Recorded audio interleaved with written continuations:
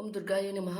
ಇದು time is the key ಅನ್ನೋ ಒಂದು ಡೆಕ್ನಿಂದ ಇವತ್ತು ನಿಮ್ಗೆ ಯಾವ ರೀತಿಯ ಗೈಡೆನ್ಸ್ ಬರುತ್ತೆ ಅನ್ನೋದನ್ನು ನೋಡೋಣ.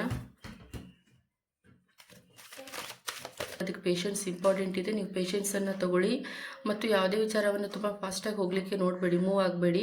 ಇದರಿಂದ ಹೆಚ್ಚಿನ ಒಂದು ಲಾಸ್ ನಿಮಗೆ ಆಗುತ್ತೆ ಅಂತ ಹೇಳಿ ಕಾರ್ಡ್ ಹೇಳ್ತಾ ಇದೆ. ಮತ್ತು it will be lead you to a much calming soothing state of mind to take better decision ಅಂತ ಹೇಳ್ತಾ ಇದೆ. ಎಷ್ಟು ನಿಮ್ಮ ಮೈಂಡನ್ನು ನೀವು ತುಂಬ ಶಾಂತವಾಗಿ ಇಟ್ಕೊತೀರಾ ಅದರಿಂದ ನಿಮ್ಮ ಅಷ್ಟು ಉತ್ತಮವಾದಂತಹ ನಿರ್ಧಾರಗಳು ನಿಮ್ಮಿಂದ ಬರ್ತವೆ ಅಂತ ಹೇಳಿ ಈ ಕಾರ್ಡ್ ಹೇಳ್ತಾ ಇದೆ. Second card next February. ಯಾವುದೇ ಒಂದು ಕೆಲಸ ಬೇಕು ಅಂತ ನಿಮ್ಮ ಮನಸ್ಸಿನಲ್ಲಿ ಇಟ್ಕೊಂಡಿದ್ರೆ ಅದಕ್ಕೆ ಪೇಷನ್ಸಿಂದ ಕಾಯಿರಿ ಅಂತ ಫಸ್ಟ್ ಬಂದರೆ ಟೈಮಿಂಗ್ಸ್ ಹೇಳ್ತಾ ಇದ್ದಾರೆ. ನೆಕ್ಸ್ಟ್ ಫೆಬ್ರವರಿ ಒಳಗೆ ಆ ಕೆಲಸ ಆಗುತ್ತೆ. ಮತ್ತು wait might be long but it will be worth it.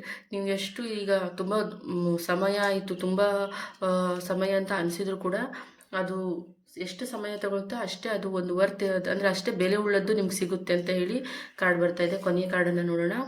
First Monday. Take advantage of highly positive cosmic energies of the day.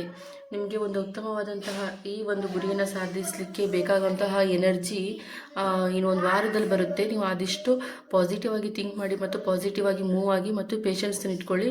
ಇದರಿಂದ ತುಂಬ ಒಂದು ಪಾಸಿಟಿವ್ ಎನರ್ಜಿ ಬರುತ್ತೆ ಮತ್ತು ಫಸ್ಟು ಮಂಡೇ ಒಳಗೆ ನಿಮಗೆ ಒಂದು ಕ್ಲಿಯರ್ ಪಿಕ್ಚರ್ ಅನ್ನೋದು ಇದರಿಂದ ಸಿಗುತ್ತೆ ಅಂದ್ಕೊಂಡು ಏಂಜಲ್ಸ್ ಅವರು ಹೇಳ್ತಾ ಇದ್ದಾರೆ. Thank you very much.